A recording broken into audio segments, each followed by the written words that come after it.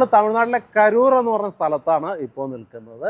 എന്താണ് വന്നതെന്ന് ചോദിച്ചു കഴിഞ്ഞാൽ ഈ കാണുന്നതാണ് സംഗതി. നമ്മുടെ എന്താ പറയുക, കാളക്കുട്ടന്മാർ വലിക്കുന്നൊരു ചക്ക്, കടല അരച്ചെടുത്ത് നല്ല പ്യുവർ എണ്ണ കൊടുക്കുന്ന ഒരു സ്ഥാപനമാണ് നമ്മൾ കാണിക്കാൻ പോകുന്നത്. ഇത് വളരെ ട്രഡീഷണൽ ആയിട്ട് ചെയ്യുന്നൊരു സാധനമാണ്. എനിക്ക് തോന്നുന്നു ഇപ്പം നമ്മൾ ഈ എണ്ണ എടുക്കുന്നത്, എവിടെയാണല്ലോ എണ്ണ എടുക്കുന്നിടത്ത് ചെന്ന് കഴിഞ്ഞാൽ കാണുന്നൊരു കാഴ്ച എന്ന് പറഞ്ഞാൽ യന്ത്രവൽകൃതമായിട്ടാണ്. ഇതുപോലെ ചക്കുകൾ കാണുന്നത് വളരെ റെയറായിരിക്കും.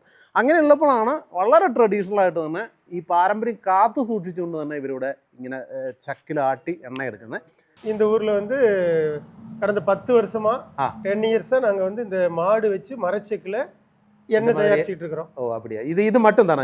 இது வந்து groundnut oil. Groundnut மட்டும் தானா? Groundnut oil, gingelly oil, coconut oil, castor oil, 4 oil production பண்றோம். இது எல்லாம் இது இந்த இந்த செக்கிலேயே எல்லா எண்ணெயும் தயாரிப்போம். மெஷினரிஸ் வந்து எல்லா இடத்துலயும் இருக்குது. இது வந்து அதை விட அட்வான்ஸ்னா இதுதான் ட்ரெடிஷனல்.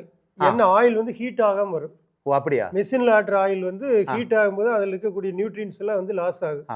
இது வந்து கோல்டு பிரஸ்ட் ஆயில்னா இதுதான் கோல்டு பிரஸ்ட் ஆயில்.